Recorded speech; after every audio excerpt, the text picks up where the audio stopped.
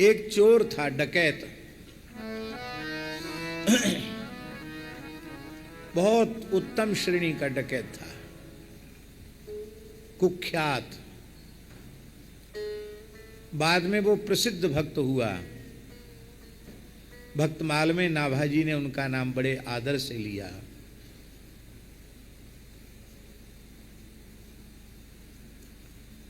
घोरी घाटम घोरी कियो प्रकाश, घाटम घोरी कियो प्रकाश। घाटम जी का नाम नाभाजी ने बड़े आदर से लिया है।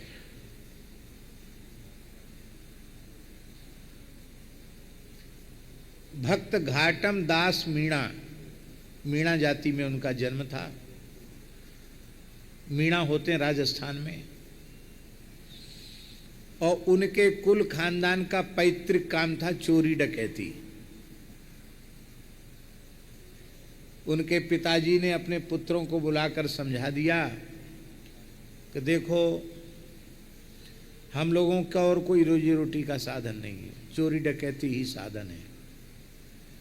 तो इस साधन का सबसे प्रबल विरोधी है कथा। कहीं कथा हो रही हो तो सुनना नहीं, बच के निकल जाना वहां से। धोखे से भी कथा का एक शब्द तुम्हारे कान में न घुस जाए, नहीं तो धंधा चौपट हो जाएगा। पुत्रों ने कहा, पिताजी आप मरते समय आज्ञा दे रहे हैं, आपकी अंतिम आज्ञा है, हम लोग पालन तो करेंगे, लेकिन कथनचित कोई ऐसी स्थिति आ गई कि कथा के बीच से निकलना पड़ा, तब क्या करेंगे? कुछ न कुछ शब्द तो कान में चला जाएगा। बोले खूब जोर से उंगली कान में घुसा लेना, एक शब्द भी भीतर न चला जाए। और बाप मर गया ये उपदेश दे करके।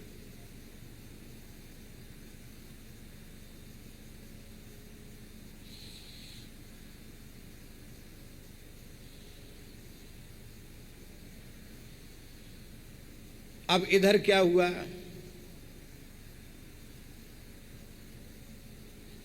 बाप तो चोरी का उपदेश दे करके मर गया कि कथा नहीं सुनना, चोरी करना। और इधर एक चोरी डकैती में पुलिस ने पीछा किया, तो यहां से जहां से चोर भागे वहां कथा हो रही थी। तो और तो सब चोर जो है वो भाग गए, पर घाटम दास के पैर में एक ऐसा कांटा लगा उसी समय, कथा मंडप के आसपास ही, बहुत भारी कांटा था, बबूर का होगा भगवान जाने। वो आर के पार हो गया। अब उतने कांटे से कैसे चले? तो कान से उंगली हटाकर कांटा निकालने में जितना समय लगा, उतना समय कथा कान में घुस गई। उसमें व्यास जी कह रहे थे कि देवताओं के कुछ चिन्ह होते हैं, देवताओं की छाया नहीं पड़ती है, देवताओं के शरीर पर पहने हुए पुष्प के फूल, पुष्प कुम्हलाते नहीं हैं, उनके शरीर की छाया नहीं होती है, उनके पलक नहीं गिरते हैं, उनके पसीना नहीं आता है। ये सब लक्षण बता रहे थे व्यास जी। और कांटा निकाल के घाटम जी तो भागे, बाकी चोर पकड़े गए, वो सब मारे गए और ये बच गए। ये कैसे बचे? तो वो चोरों को पकड़ने के लिए गुप्तचरों ने एक षड्यंत्र किया। षड्यंत्र में वो देवी जी के मंदिर पे, जंगल में काली जी का मंदिर था, वहीं बैठकर ऊटपटांग चीज खाते पीते थे और वहीं चोरी के माल का बंटवारा करते थे। तो गुप्तचरों को पता लग गया। गुप्तचर ने काली मैया का भेष बनाया, मुखौटा लगा के, लंबी जीभ निकाल के और तलवार और खप्पर लेकर के काली जी का एक जलता हुआ मसाल ले लिया। और जैसे ही इन चोरों ने रात को काली का पूजन किया, वो काली बना हुआ जो गुप्तचर था वो आ गया सामने, चीखने चिल्लाने लगा। चोरों ने यही समझा कि साक्षात काली जी प्रकट हो गई, वरदान मांगो, वरदान मांगो, हम पर प्रसन्न हैं।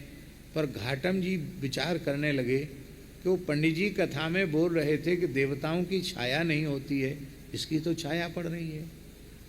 देवताओं के पलक नहीं गिरते, इसके तो पलक गिर रहे हैं। देवताओं के पसीना नहीं आते, इसके तो पसीना आ रहा है। देवताओं के पैर धरती पर स्पर्श नहीं करते, तो धरती पर कूद रही है काली। ये काली नहीं है, ये कोई गुप्तचर है, मारने का षड्यंत्र है। घाटम जी वहां से भाग गए और बाकी चोर जो थे वो वहीं रह गए। थोड़ी देर में पुलिस आई, सबके सब पकड़े गए, सबको फांसी पर चढ़ा दिया गया। एक को भी जीवित नहीं छोड़ा, क्योंकि अनेक प्रकरणों में वे दोषी थे। अब तो उनको बड़ा दुख हुआ। बोले बताओ कितनी बढ़िया चीज है कथा सुनना। और हमारे पिताजी भी कितने महापुरुष थे जो कहते थे कि कथा नहीं सुनना। अरे थोड़ी देर कथा कान में पड़ गई तो हमारे प्राण बच गए, नहीं तो महाराज हम भी मारे जाते उन्हीं में। अरे राम राम, पिताजी ने बहुत बुरा किया हमारे संग। अब रात को ही एक महात्मा के यहाँ पहुंचे जंगल में। 2 बज रहे थे, महात्मा बैठे अपनी धूनी पर बैठ करके राम राम कर रहे थे। या निशा सर्वभूतानाम तस्याम जागृति संयमी। महात्मा ध्यान कर रहे थे। पहुंचे घाटम जी, बाबा दंडोत। आओ भैया, कैसे आए? बोले मैं घाटम दास। अरे घाटम दास नाम बहुत विख्यात था ना। भैया तुम्हारो यहाँ कहाँ काम? यहाँ तो झोपड़ी वाले लंगोटी वाले बाबा जी हैं, तुम चोर डकैत यहाँ क्यों आए? बोले हम कथा सुनने आए। कथा सुना, चेला बनाओ हमको। अरे बोले भैया चेला भी थोड़ा समझ बूझ के बनाना चाहिए, चाहे जिसको नहीं मूड लेना चाहिए। आज चेला बने, कल पता नहीं क्या करें हमारे संग। तो उन्होंने कहा भाई चेला ऐसे हम जल्दी बनाते नहीं हैं, और ये कोई कथा कहने सुनने का समय नहीं है, पर तुमने कल्याण की बात पूछी है तो कोई बात हम तुमको बता रहे हैं। देखो, एक तो राम राम जपना, राम राम राम राम राम राम बोलते रहना, एक बात, यही मंत्र है, यही सब कुछ है। बोले ठीक है। और दूसरा,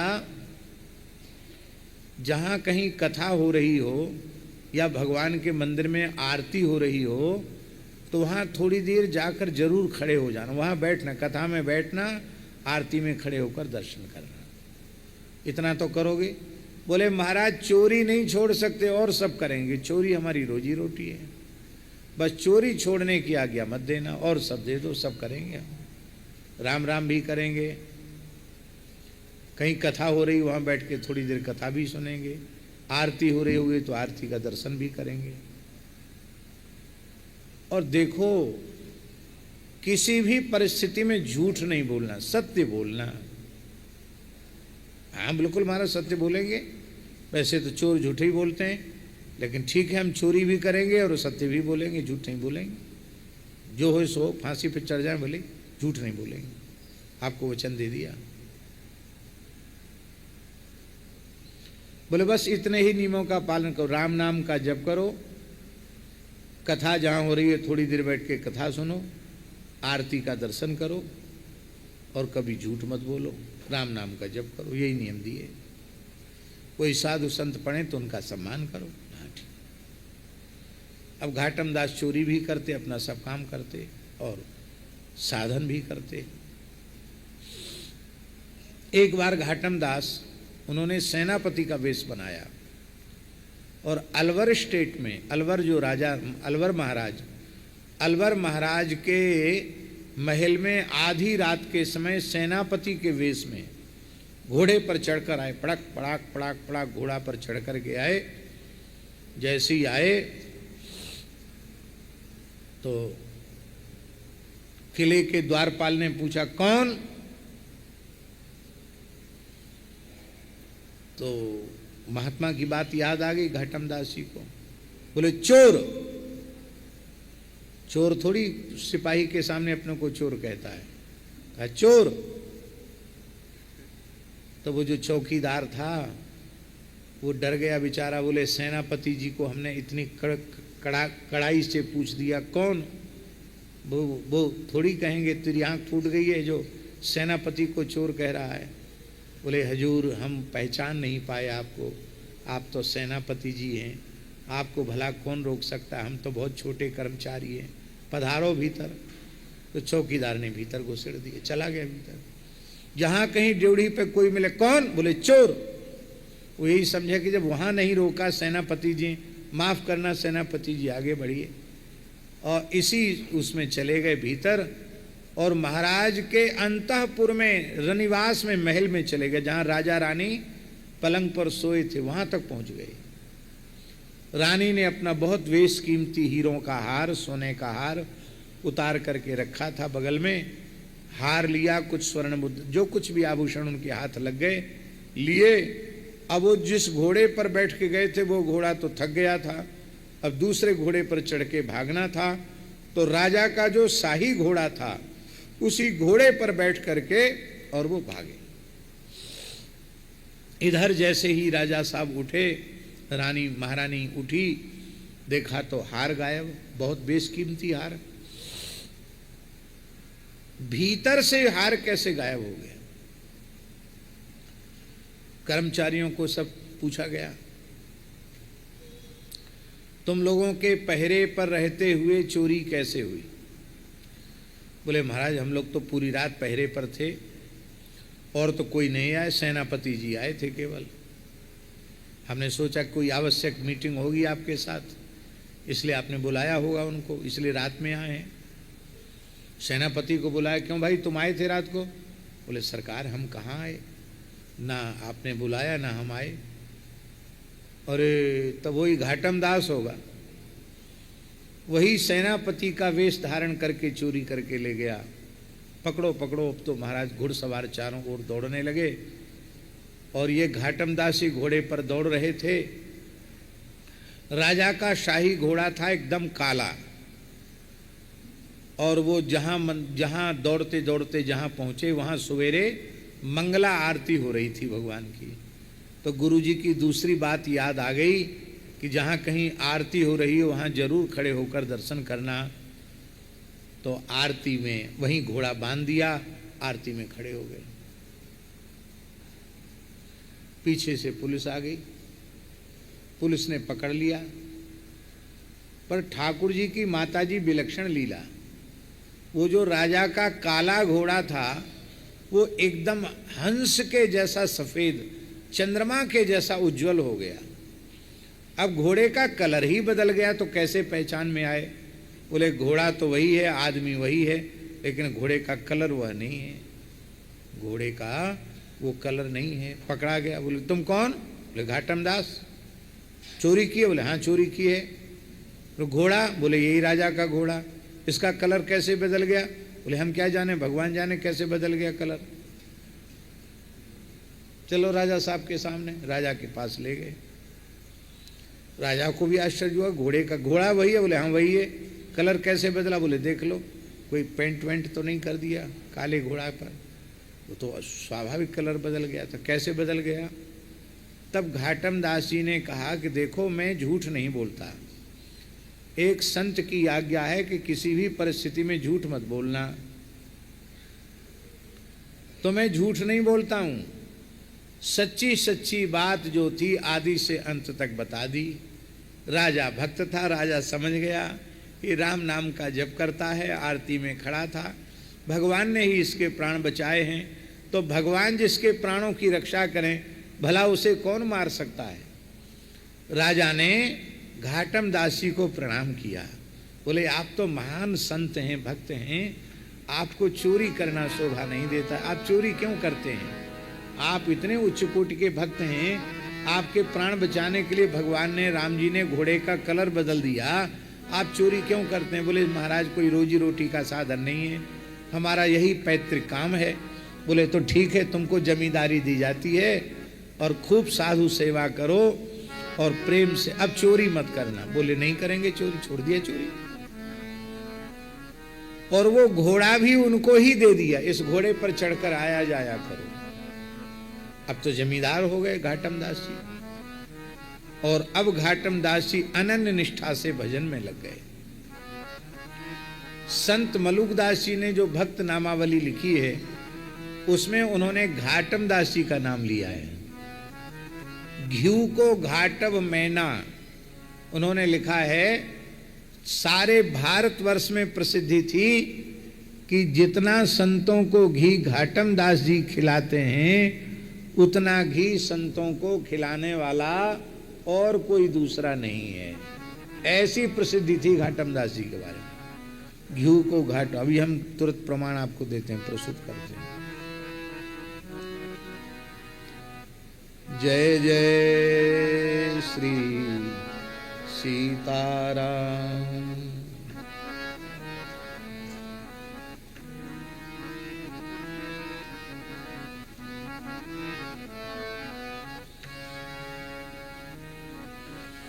आहा,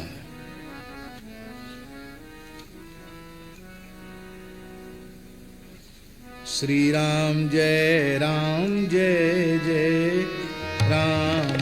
श्री राम जय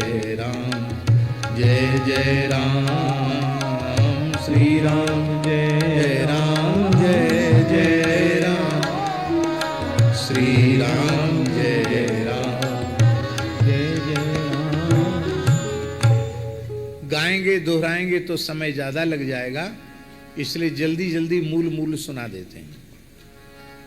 भक्त नामावली मलूक दास कृत। राम राय तुम राजा जन प्रजा, तेरे सुमरन करते भारी, अपनी अपनी टहलें लागे जो जाके अधिकारी। कौन कौन संतों का भक्तों का स्मरण कर रहे हैं? शंकर नाचे, नारदऊ नाचे, सुखदेव ताल बजावें, दे दे तारी सनक सनंदन शेष सहस मुख गावें। अम्बरीश बलि व्यास पंडवा, अरु पंडों की दासी, खड़े रहें दरबार तुम्हारे, बिनती सुन अविनाशी। ध्रुव प्रहलाद विदुर अरु भीषम, भली करी शिवकाई, हनुमान अक्रूर सुदामा, शिवरी अतिमन भाई। अमरध्वज तम्रध्वज ऊधो, कह लग दास गनाऊं, कहे मलूक देव मुहि आज्ञा, अब कल जुग के ल्याऊं। ये पौराणिक भक्तों का संक्षिप्त स्मरण करके, कहे मलूक देव मुहि आज्ञा, अब कल जुग के ल्याऊं। अब कलयुग के भक्तों में रैदास प्रेम की पनही बनावे, ज्ञान ही गिने कबीरा, ज्ञान ही बिने कबीरा। नामदेव सुरति का बागा सीवे, माधो दास चलावे बीरा। धन्ना धीर की खेती करता, धैर्य की खेती करने वाले धन्ना जी। पीपे प्रीत लगाई, सेन भजन को मर्दन, भक्त को मर्दन करता। मालिश करने में, चरण दबाने में सेन जी। चरण धोवे मीराबाई, संतों का चरण प्रक्षालन करके चरणामृत पान का नियम लेना, ये मीराबाई की निष्ठा। धर्म खटिक खिदमत को राखा, धर्म व्याध संतों की खिदमत को, उनके आदर को। घीऊ को घाटव मैना, घीऊ को घाटव मैना। घी खिलाने के लिए, मानो संतों को झिक करके घी खिलाने के लिए घाटम दास मीणा को ही भगवान ने धरती पर भेजा ना।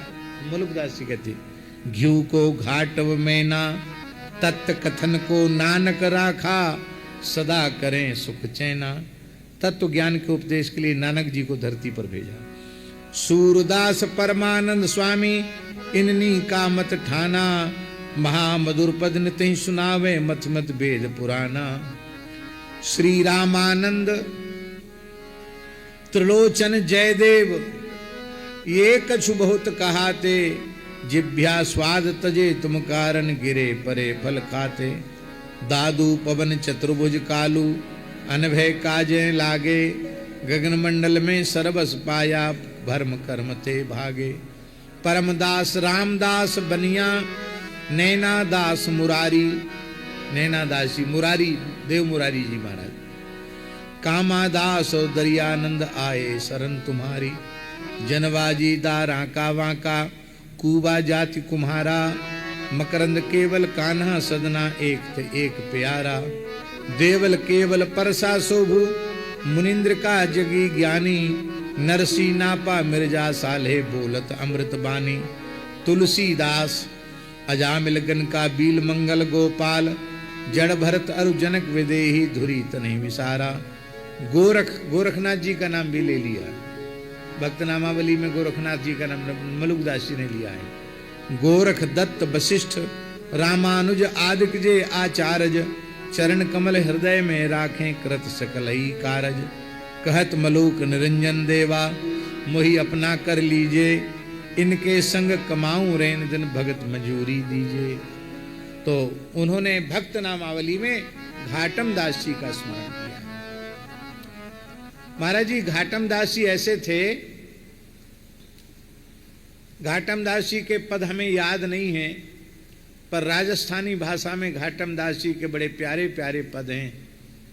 एक पद में घाटम दास जी ने कहा है ठाकुर जी से, पहले तो मैं यूं ही खाता, जब तक संतों से नहीं जुड़ा था, भजन नहीं करता था, तो बिना नहाए धोए जो मन में आया सो खाता था, जो मन में आवे सो पीता था।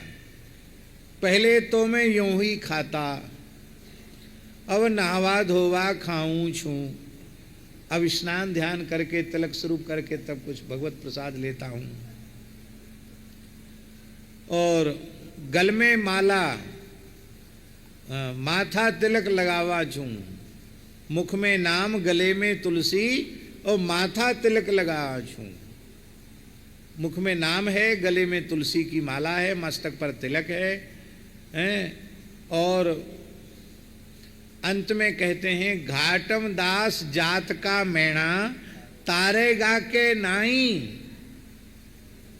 हम और बदले नहीं हैं हम वही, हम में कोई अंतर नहीं आया, खाली तिलक लगाना सीखे हैं।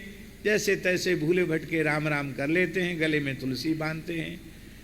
हम हमारे जैसे पतित अधम को तारोगे कि नहीं? महाराज जी कहते थे कि उनके रुदन को सुनकर के ठाकुर जी रघुनाथ जी प्रकट हो गए और घाटम दास जी को हृदय से लगा के कहा, तुम्हारा नाम लेने वाले तर जाएंगे, तुम क्यों इतना गिड़गिड़ा रहे हो? ऐसा दैन्य था घाटम दास जी में। भगवान की कथा के सुने बिना जीवन में परिवर्तन नहीं। ये कथा इसलिए माता जी हमने सुनाई कि जिसका पूर्व जीवन ऐसा था, वो इतना बड़ा संत हो गया कि नाभाजी ने भक्तमाल में उसका चरित्र लिखा।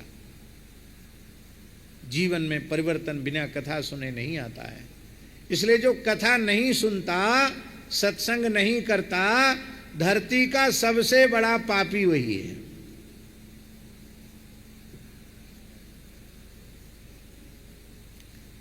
कथा श्रवण करने की बहुत भारी महिमा है।